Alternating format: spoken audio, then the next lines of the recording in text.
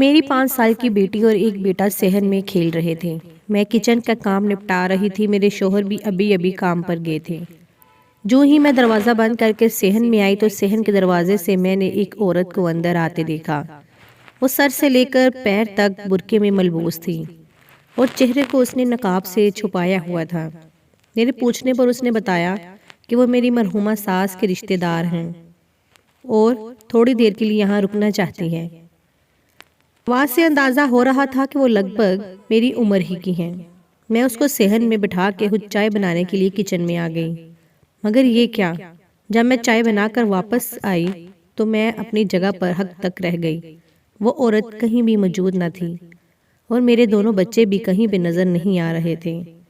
چائے کا کپ میرے ہاتھ سے چھوٹ کر فرش پر جا گرا اور میں دیوانہ وار ان کو گھر میں تلاش کرنے لگی تھی۔ اب تو میں سچ مچ بوکھلا گئی تھی۔ میں ان کی تلاش میں گھر سے باہر نکلنے ہی والی تھی جب پچھلے صحن سے آتی باتوں کی آواز سن کر میں اس طرف گئی تو میرے دونوں بچے وہاں کھیل رہے تھے۔ انہیں دیکھ کر میری سانس میں سانس آئی۔ بیٹی سے پوچھا تو وہ کہنے لگی کہ وہ انٹی انہیں پیار کر کے واپس چلی گئیں۔ مجھے اپنی کم عقلی پر بہت افسوس ہو رہا تھا۔ مجھے یوں کسی اجنبی کو اپنے بچوں کے پاس نہیں بٹھانا چاہیے تھا۔ یہ تو خدا کا شکر ہے کہ وہ کوئی نقصان نہیں ہوا، اور نہ جانے کیا ہو جاتا۔ اب تو میں بہت ہی محتاط ہو گئی تھی۔ اس کے بعد لگ بھگ 2 ہفتے کے بعد میں کام کے فارغ ہوئی تھی جب دروازے پر دستک ہوئی۔ جب دروازہ کھولا تو پہلی نظر میں پہچان لیا وہ وہی عورت تھی۔ وہ مجھ سے معذرت کرنے لگی کہ اس دن اسے اچانک جانا پڑ گیا تھا اور وہ مجھے بغیر اطلاع دیے چلی گئی۔ پھر وہ گھر کے اندر آ گئی اور کافی دیر ادھر کی باتیں کرتی رہی۔ وہ اچھے اخلاق کی لڑکی تھی اور مجھ سے بہت محبت سے ملی تھی۔ اب اکثر ہی اس کا یہاں پر آنا جانا لگا رہتا تھا۔ میں اس کے بارے میں صرف اتنا جانتی تھی کہ وہ میری مرحومہ ساس کے رشتہ دار ہے۔ اس کا نام کیا ہے، وہ کہاں رہتی ہے، میں ان چیزوں کے بارے میں بالکل بے خبر تھی۔ ایک دن جب میں نے اپنے شوہر سے اس عورت کا ذکر کیا تو وہ چونک گئے اور مجھ پر غصہ کرنے لگے کہ تم ہر ایرے غیرے کو گھر میں کیوں بٹھا لیتی ہو۔ ان کی ڈانٹ کا مجھ پر یہ اثر ہوا کہ اس کے بعد میں نے اس عورت کے لیے کبھی گھر کا دروازہ نہیں کھولا تھا اور پھر اس نے یہاں پر آنا چھوڑ دیا۔ کئی سال بیت گئے۔ اب میری بڑی بیٹی میٹرک میں پڑھتی تھی اور بیٹا بھی 7ویں کلاس میں تھا، مگر میرے شوہر کا ابھی بھی رویہ ناقابل فہم تھا۔ شادی کے شروع دنوں سے ہی میں ان کے اس رویے کی وجہ سے الجھن کا شکار تھی۔ ان کو سمجھنا بہت ہی مشکل کام تھا۔ مجھے بھی ان کے رویے سے بہت تکلیف ہوتی تھی، مگر میری بیٹی بہت حساس طبیعت کی تھی، اس پر تو اس رویے کا بہت ہی زیادہ اثر ہوا تھا۔ وہ اکثر مجھ سے پوچھتی تھی کہ بابا مجھ سے پیار کیوں نہیں کرتے، وہ مجھ سے زیادہ بات چیت نہیں کرتے، نہ ہی میرے ساتھ کھیلتے ہیں۔ میں اسے پیار سے سمجھا دیا کرتی، بہلا لیا کرتی تھی۔ آج وہ بہت خوش تھی۔ اس نے بہت اچھے نمبروں سے میٹرک کلیئر کر لیا تھا۔ اس کا خواب خوب پڑھنے لکھنے کا تھا، مگر حیرت کی انتہا تب نہیں رہی جب میرے شوہر نے صاف انکار کر دیا کہ وہ اسے کالج میں نہیں پڑھائیں گے، بلکہ اب وہ گھر سے باہر قدم بھی نہیں رکھے گی۔ ان کا فیصلہ اٹل تھا۔ میرے لاکھ سمجھانے پر بھی وہ اس بات پر رضامند نہ ہوئے۔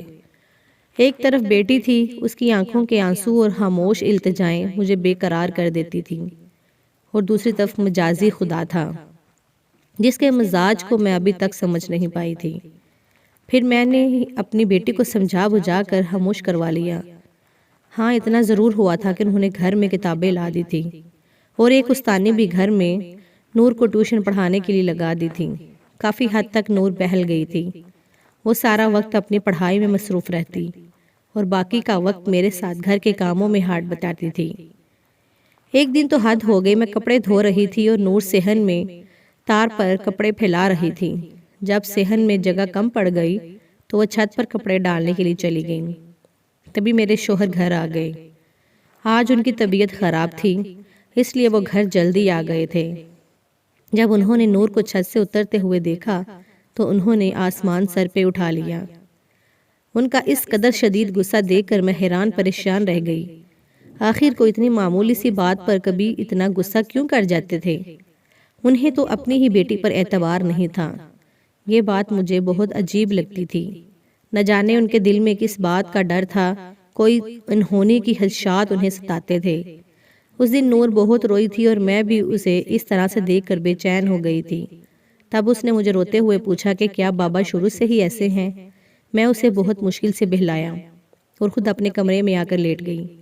میری آنکھوں سے آنسو بہہ رہے تھے اور میں اپنی زندگی کو وہاں سے سوچنا شروع کیا جب اس گھر میں نے پہلا قدم رکھا تھا۔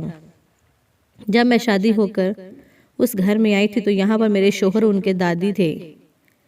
گھر میں قدم رکھتے ہی دادی نے میرے کان میں سرگوشی کی کہ کبھی بھی اپنے شوہر سے اس کی ماں یا بہن کے بارے میں سوال مت کرنا۔ میں اس کی یہ بات سن کر چونک گئی اور حیرت سے ان کی طرف دیکھنے لگی۔ ان کی اس بات نے مجھے جھنبے میں ڈال دیا تھا۔ بھلا میں ان کے بارے میں کوئی سوال کیوں نہ کروں؟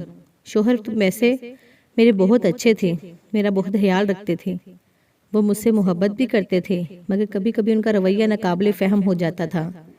کبھی کبھی وہ اس قدر شدید تناؤ میں آ جاتے کہ مجھے ڈر لگنے لگتا۔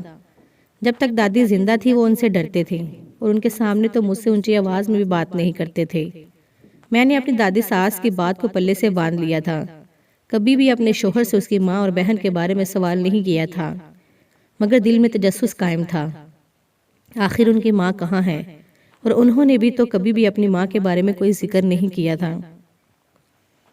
ایک دن میں اسٹور روم کی صفائی کر رہی تھی۔ صفائی کرتے کرتے شام ہو گئی۔ صفائی کرنے کے دوران ہی مجھے کچھ پرانی تصویریں ملی تھیں جن میں چہرے غیر واضح تھے۔ وہ تصویریں میرے شوہر کے بچپن کی تھیں۔ وہ میں نے اپنے کمرے میں سنبھال کے رکھ دی اور جب شام کو میرے شوہر گھر آئے تو ان کا موڈ بہت اچھا تھا۔ وہ میرے ساتھ دن بھر کے ادھر ادھر کی باتیں کرنے لگے۔ تبھی مجھے تصویروں کا خیال آیا اور جیسے ہی میں نے ان کے ہاتھ میں وہ تصویریں رکھیں تو دیکھتے ہی دیکھتے ان کے چہرے کے زاویے بگڑنے لگے۔ وہ بے تحاشا غصے میں آ گئے۔ تصویریں انہوں نے اسی وقت کچن میں جا کر چولہے پر رکھ کر جلا دی تھی اور مجھ پر بھی وہ غصے سے دھاڑنے لگے۔ دادی نے انہیں اس قدر غصے میں دیکھا تو مجھ سے پوچھنے لگی۔ میں نے ڈرتے ڈرتے انہیں تصویروں کے بارے میں بتایا۔ انہوں نے بہت مشکل سے میرے شوہر کا غصہ کم کیا اور اسے لے کر اپنے کمرے میں چلی گئیں۔ نہ جانے وہ آپس میں کیا باتیں کر رہے تھے۔ جب میرے شوہر کمرے سے باہر واپس آئے تو ان کی آنکھیں سوجی سوجی سی لگ رہی تھیں۔ وہ کمرے میں آتے ہی سو گئے۔ اگلے دن جب وہ اٹھے تو ان کا رویہ معمول کی طرح تھا۔ انہوں نے کل والے واقعے کے کوئی ذکر نہیں کیا تھا۔ بعد میں مجھے دادی نے کہا کہ میں نے تمہیں منع کیا تھا کبھی بھی اس کی ماں کے بارے میں یا بہن بھائیوں کے بارے میں کوئی سوال مت کرنا۔ میں ان کی بات سن کر چپ کی چپ رہ گئی۔ پھر کچھ دنوں سے میری طبیعت خراب رہنے لگی۔ جب ڈاکٹر کے پاس گئے تو اس نے کہا کہ تم ماں بننے والی ہو۔ میں اور دادی یہ بات سن کر بہت خوش ہوئے۔ یہ بات سن کر میرے شوہر بھی خوش ہو گئے، مگر اگلے ہی پل ان کے چہرے کے تاثرات پتھریلے ہو گئے اور وہ کہنے لگے اللہ سے دعا ہے کہ وہ مجھے بیٹا دے۔ مجھے بھی بیٹے کی خواہش تھی، مگر یہ تو اللہ کے کام ہے، وہ نعمت سے نوازتا ہے یا رحمت سے۔ جب یہی بات میں نے اپنے شوہر سے کی تو وہ مجھ پر ایک نظر ڈال کر خاموش ہو گئے۔ ان کا یہ رویہ میری سمجھ سے باہر تھا۔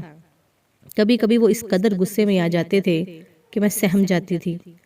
زندگی معمول کے مطابق گزر رہی تھی اور وہ دن ہم پر قیامت بن کر گزرا جب ہم صبح اٹھے تو دادی لاکھ اٹھانے پر بھی نہیں اٹھی اور اپنے خالق حقیقی سے جا ملی۔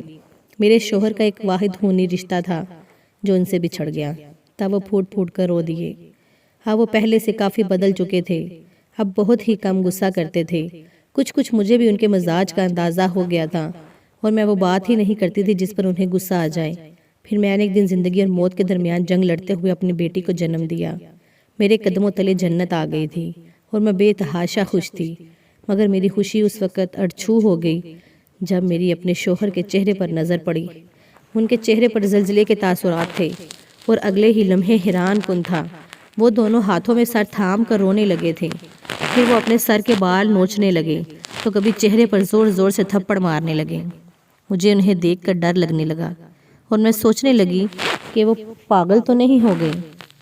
ان کی حالت دیکھ کر مجھے اندازہ ہوا کہ مجھے اپنے شوہر سے کس قدر شدید محبت تھی اور ان کو اس قدر اذیت میں دیکھ کر میرے لیے سانس لینا بھی دوبھر ہو گیا تھا۔ ان سے مسلسل ایک ہی بات پوچھ رہی تھی کہ آپ کو کیا ہو گیا ہے؟ آپ کو اس طرح سے دیکھ کر مجھے تکلیف ہو رہی ہے۔ تب ان کی بات نے جیسے میرے یہ بیٹی پیروں کے پیدا کر نیچے کے سے تم نے زمین میرے دل کھینچ پر لی۔ بڑا بوجھ رکھ دیا ہے۔ تم اس کو مار دو، اس کو ختم کر دو۔ یہ اگر زندہ رہی تو نہ جانے کیا ہو جائے گا۔ میں پھر سے کسی کو منہ دکھانے کے قابل نہیں رہوں گا، اور پھر میں پنکھے سے لٹک کر خودکشی کر لوں گا۔ وہ عجیب بہکی باتیں کر رہے تھے۔ مجھے ان کی بات سے کوئی سمجھ نہیں آ رہی تھی، مگر اتنا میں جان چکی تھی کہ وہ بیٹی پیدا ہونے کی وجہ سے پریشان ہیں۔ مگر یہ تو اللہ کی دین ہے، ان میں کوئی انسان کیا کر سکتا ہے۔ اس وقت انہیں میں یہ بات نہیں سمجھا سکی تھی۔ سخت پریشان تھی کہ کیا کروں۔ میرا دل جیسے ہر خوشی سے اچاٹ ہو گیا تھا۔ میرا بھی اپنی بیٹی کی طرف دیکھنے کو دل نہیں کر رہا تھا۔ وہ بیٹی جس کے پیدا ہونے کی وجہ سے میرا شوہر مجھ سے دور ہو رہا تھا، اور اس کی حالت پاگلوں جیسی ہو گئی تھی۔ میں بھلا کیوں اس پر محبت کر سکتی تھی؟ میری ممتا بھی جیسے کہیں سو گئی تھی، اور مجھے اپنے مجازی خدا کے علاوہ کچھ بھی نظر نہیں آ رہا تھا۔ میں نے بیٹی پر توجہ دینی چھوڑ دی تھی۔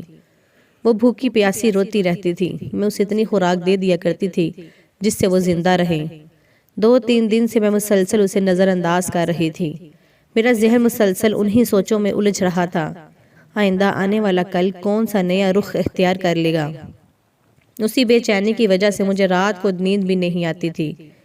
اس دن جب میری آنکھ کھلی تو اپنی بیٹی کی حالت دیکھ کر میرا دل اچھل کر خلق میں آ گیا۔ اس کا سانس اکھڑ رہا تھا۔ وہ بہت بری حالت میں تھی۔ میں اس کو دیکھ کر پھوٹ پھوٹ کر رونے لگی۔ ایک دم جیسے میری ممتا کا جذبہ بیدار ہو گیا تھا۔ تب میں نے اسے دودھ پلانے کی کوشش کی، مگر جو بھی اس کے حلق میں جاتا وہ واپس الٹ دیتی تھی۔ میری چیخو پکار پر میری شوہر کی بھی آنکھ کھل گئی، اور جب انہوں نے اپنی بیٹی کی یہ حالت دیکھی تو ان کے بھی جیسے سوئے ہوئے جذبات جاگ اٹھے۔ تب وہ اسے بھاگم بھاگ لے کر ہسپتال پہنچے۔ کچھ دیر تک وہ انتہائی نگہداشت میں رہی۔ ایک دن ایک رات اسے ڈاکٹرز نے ہسپتال میں ہی رکھا۔ اسی دوران میرے شوہر بغیر کچھ کھائے پیے اس کے پاس رہے تھے۔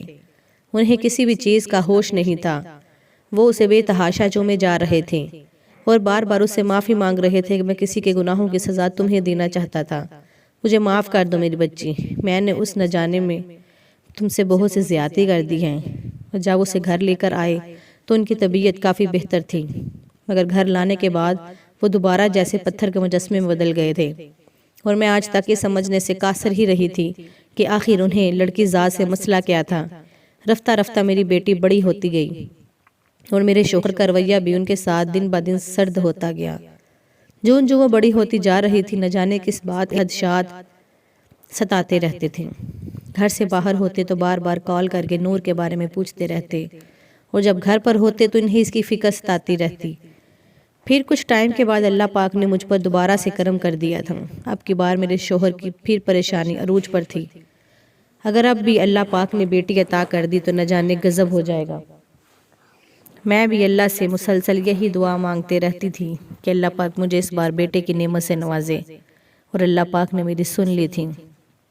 جب میرا بیٹا پیدا ہوا تو میرے شوہر نے اس کی خوشی منائی تھی۔ میرے میکے والوں میں اور میرے اپنے سب رشتہ داروں میں بٹھائی بانٹی۔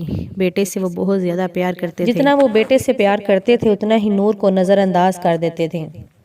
ہر بات میں نور مسلسل نظر انداز ہوتی تھی۔ پہلے تو نہ سمجھ تھی، مگر جوں بڑی ہو رہی تھی اس کے سوالات مجھے پریشان کر دیا کرتے تھے۔ وہ مجھ سے بار بار ایک ہی بات پوچھتی تھی کہ بابا مجھ سے پیار نہیں کرتے، اور نہ ہی وہ میرے ساتھ کھیلتے ہیں۔ میں اسے کیا جواب دیتی؟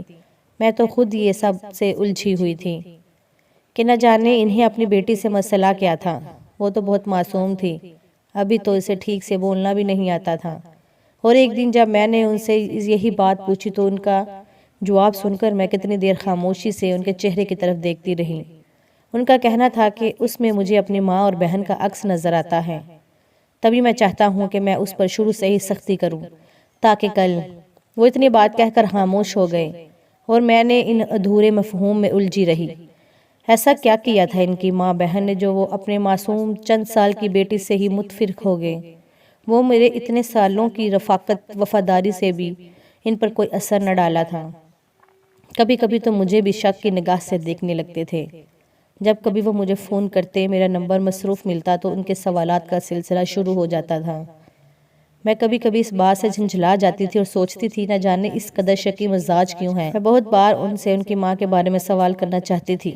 میں پوچھنا چاہتی تھی کہ آخر انہوں نے ایسا کیا کیا جو ان کی وجہ سے یہ ماں بیٹے کی زندگی اتنی تنگ کر رہے ہیں، مگر پھر مجھے ان کے غصے سے ڈر لگتا تھا۔ میرے میکے میں ایک بھائی تھا جس پر بہت سی ذمہ داریاں تھیں۔ ایسے میں اگر میرا شوہر مجھے غصے سے گھر سے نکال دیتا تو میں کہاں جاتی؟ تبھی میں ان کی اپنی بیٹی کے ساتھ ناانصافیوں کو بھی برداشت کر لیتی۔ جون جو وہ بڑی ہو رہی تھی ان پر پابندیاں بڑھتی جا رہی تھیں۔ اسے گھر سے نکلنے اور کھیلنے کی اجازت نہیں تھی، اور نہ ہی زیادہ سہیلیاں بنانے کی اجازت نہیں۔ سہیلیوں کے ہاں آنا جانا میرے شوہر ناپسند کرتے تھے۔ میں ان کے کسی بھی معاملے میں درمیان میں نہیں آتی تھی۔ میری بیٹی بھی فرما بردار تھی، وہ بھی فرما برداری سے اپنے ماں باپ کی بات مان کر خاموشی سے آنسو بہا کر خاموش ہو جاتی تھی، اور کبھی بھی احتجاج نہیں کیا کرتی تھی۔ بس کبھی کبھی وہ روتے ہوئے مجھ سے شکوہ کر گزرتی کہ بابا میرے ساتھ ایسا کیوں کرتے ہیں۔ جب تک بات مجھ پر تھی میں یہ سب کچھ برداشت کر رہی تھی، مگر اب معاملہ میری بیٹی کا تھا، یہاں تک کہ میرے شوہر اسے اب میرے ساتھ میرے بھائی کے گھر بھی نہیں جانے دیتے تھے، اور اسے گھر میں اکیلا چھوڑنے کی بھی اجازت نہیں تھی۔ اس وجہ سے میں بھی اپنے بھائی کے ہاں جانا بہت کم کر دیا تھا۔ اس دن میرے چھوٹے بھتیجے کا ایکسیڈنٹ ہوا اور وہ نور سے کوئی 3 سال بڑا تھا۔ مجھے اپنے بھتیجے بھتیجیاں بہت زیادہ پیارے تھے۔ جب میں نے ایکسیڈنٹ کا سنا تو میں سنتے ہی بے قرار ہو گئی۔ نور اور نومی کو لے کر اسے ہسپتال دیکھنے چلی گئی۔ میرا موبائل بیگ میں پڑا ہوا تھا اور میرے شوہر مجھے مسلسل کال کر رہے تھے، اور مجھے اس کے بارے میں بالکل بھی اندازہ نہیں ہوا۔ 3-4 گھنٹے گزارنے کے بعد جب ہم دونوں واپس گھر آئے تو گھر کا دروازہ چوپٹ کھلا تھا، اور سامنے میرے شوہر دونوں ہاتھوں میں سر تھامے زمین پر بیٹھے ہوئے تھے۔ ان کی حالت دیکھ کر میں ہک تک رہ گئی۔ میں بھاگتے ہوئے ان کے پاس گئی۔ مٹی سے ان کا سر اور کپڑے اٹے ہوئے تھے، چہرے پر آنسوؤں کی لکیریں پھیلی ہوئی تھیں اور آنکھیں سرخ انگارہ ہو رہی تھیں۔ ہم تینوں اپنے سامنے دیکھ کر وہ کتنی دیر بے یقینی کے عالم میں ہمیں دیکھتے رہے۔ میں ان کو بار بار بلاتی رہی، مخاطب کرتی رہی، اور وہ خاموشی سے میرے چہرے کی طرف دیکھتے رہے۔ پھر ایک دم وہ غصے سے زور زور سے بولنے لگے۔ وہ بے ربط باتیں کر رہے تھے۔ ان کی الجھی باتیں میرے سر کے اوپر سے گزر رہی تھیں۔ مجھے کچھ سمجھ نہیں آ رہا تھا کہ وہ کیا کہہ رہے ہیں، مگر ان کی حالت میرا دل سہما رہی تھی۔ مجھے ان سے لاکھ اختلافات سہی، مگر وہ میرے مجازی خدا تھے۔ ہماری برسوں کی رفاقت تھی۔ ان کو تکلیف میں دیکھ کر میرا دل بھی جیسے تڑپ گیا تھا۔ پھر انہوں نے خود کو کمرے میں بند کر لیا۔ ان کی حالت دیکھ کر میرے دونوں بچے سہم گئے۔ انہیں میں نے ان کے کمرے میں بھیجا اور خود مسلسل دروازے پر دستک دینے لگی۔ کتنی دیر گزر گئی، انہوں نے کمرے کا دروازہ نہیں کھولا، اور میں مسلسل دستک دیتی رہی، اور پھر میں بھی دروازے کے ساتھ زمین پر بیٹھتی چلی گئی۔ مجھے کسی چیز کا کوئی ہوش نہیں تھا۔ کچن بھی ویسے کا ویسا ہی پڑا تھا۔ ہم میں سے کسی نے بھی کچھ نہیں کھایا تھا۔ آدھی رات تک سب اپنی اپنی سوچوں میں گم رہے۔ آدھی رات کو میرے شوہر نے دروازہ کھولا تو میں بھاگ کے کمرے میں گئی۔ ان کی حالت جیسے کسی مجنوں کی ہو رہی تھی، جیسے کوئی لٹا ہوا مسافر اپنا سب کچھ ہار کر بیٹھا ہو۔ میں ان سے مسلسل پوچھ رہی تھی کہ آپ کو ہوا کیا ہے؟ آپ اس قدر مدہوش حالت میں کیوں ہیں؟ اگر مجھ سے کوئی شکایت ہے تو مجھے بتائیں، مگر ایسا مت کریں۔ میرے ساتھ آپ کا یہ رویہ مجھے تکلیف دے رہا ہے۔ پھر ان کے ہونٹوں میں جنبش ہوئی، وہ کہنے لگے، میں اس وقت چھوٹا سا تھا جب میں نے ایک آدمی کو گھر میں آتے ہوئے دیکھا۔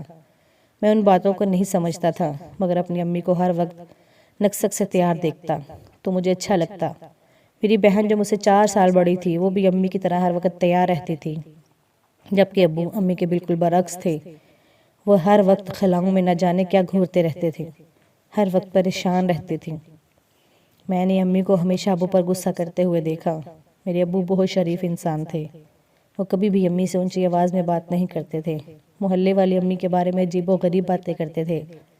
وہ باتیں مجھے اچھی نہیں لگتی تھی۔ میں چھوٹا تھا، ان باتوں کو مفہوم نہیں سمجھتا تھا، مگر جب میں بڑا ہوتا گیا تب تک محلے والوں کی باتیں میری سمجھ میں آتی کہ وہ امی کو غلط الفاظ میں بلاتے تھے، غلط انداز میں ان کا ذکر کرتے تھے۔ اس وقت میں 8ویں کلاس میں پڑھتا تھا۔ میں ان ساری باتوں کی وجہ سے میرا پڑھائی میں دل اچاٹ ہو گیا تھا۔ دنوں دادو ہمارے ساتھ آ کر رہنے لگیں۔ اور دادو اس سے پہلے چاچو لوگوں کے ساتھ رہتی تھیں، مگر ابو نے انہیں یہاں بلا لیا تھا۔ جب سے دادو آئے تھے مجھے تو گھر میں جیسے کوئی ساتھی مل گیا تھا جس کے ساتھ میں دل کی باتیں کر سکتا تھا، مگر امی اور بہن کو دادو بالکل پسند نہیں تھی۔ ہر وقت امی دادو کے ساتھ لڑتی رہتی۔ دادو ان کی ہر طنز کو، ہر بات کو خاموشی سے نظر انداز کر دیا کرتی تھی۔ وہ جانتی تھی کہ بہو کے انتخاب میں ان سے غلطی ہو گئی ہے اور انجانے میں انہوں نے اپنے بیٹے کی زندگی برباد کر دی ہے۔ اس دن دادو خاندان میں کسی فوتگی پر گئی تھی۔ میری بھی طبیعت خراب تھی، میری بہن کالج میں تھی اور میں اسکول سے جلدی واپس آ گیا تھا۔ میں مسلسل گھر کا دروازہ بجاتا رہا، مگر کوئی بھی میرے گھر کا دروازہ نہیں کھول رہا تھا۔ نہ جانے سب کہاں تھے۔ میں سامنے دکان پر کھڑا ہو کر وہاں سے پانی پینے لگا، تبھی گھر کا دروازہ کھلا اور وہاں سے میں نے ایک مرد کو نکلتے دیکھا۔ دروازے پر امی نکسک سی تیار کھڑی تھی، اس مرد کو الوداع کہہ رہی تھی۔ دکان میں موجود سب لوگ یہ منظر دیکھ کر ایک دوسرے کو اشارے کرنے لگے اور زومینی انداز میں باتیں کرنے لگے۔ ان کی باتیں انداز دیکھ کر مجھے ایسا لگا میرا دماغ پھٹ جائے گا۔ تبھی میں گھر میں داخل ہوا اور امی کو اندازہ ہو گیا کہ میں نے اس آدمی کو گھر سے نکلتے ہوئے دیکھ لیا ہے۔ میں پہلی بار امی پر غصے سے دھاڑ رہا تھا، مگر وہ میرے غصے سے خائف ہونے کے بجائے میرے سامنے تن کر کھڑی ہو گئیں۔ ان کی ڈھٹائی مجھے حیرت زدہ کر رہی تھی۔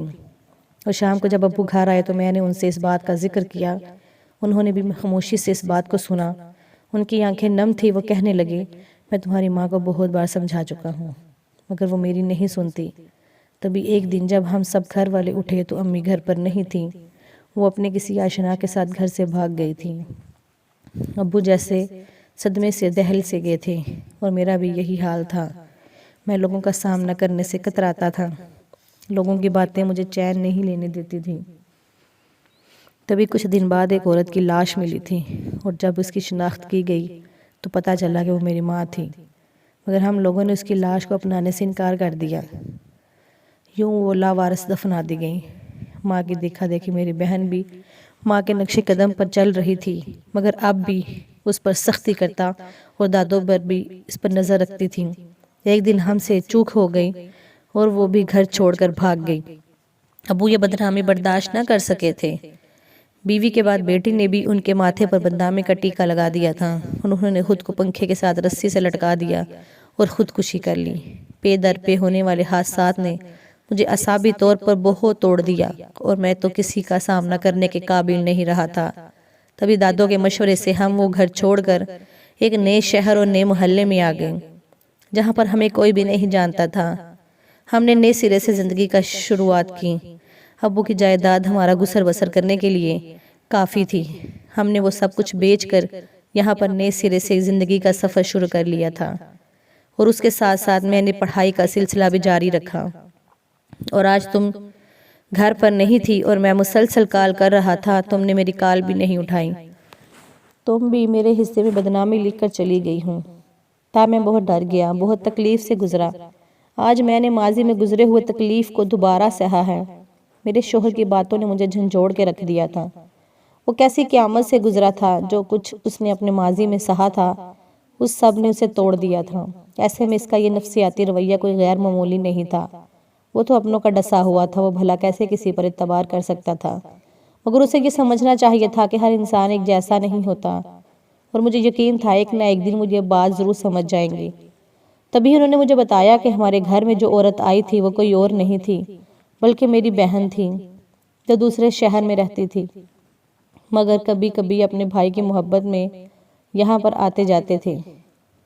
انہیں اس کے بارے میں پتہ چل گیا تھا اور انہوں نے اسے سختی سے یہاں آنے سے منع کر دیا تھا، اور اس کے بعد کبھی وہ یہاں پر آئی ہی نہیں تھی۔ مزید کچھ وقت آگے سرکا۔ میری محبت اور وفاداری نے انہیں اس بات پر یقین دلایا تھا کہ ہر عورت ایک جیسی نہیں ہوتی، جو موقع آنے پر دھوکہ دے۔ اور اس بات کا یقین انہیں اس دن ہوا جب انہوں نے اپنے ہاتھوں سے اپنی بیٹی کو سسرال میں رخصت کیا تھا۔ تب انہیں میں نے اب پہلی بار آسودگی سے مسکراتے ہوئے دیکھا تھا، اور اس دن میں بھی ان کی نظروں میں سرخ رو ہو گئی تھی۔ اس دن میری جیت ہو گئی تھی، اس دن میری تربیت کی جیت ہوئی تھی۔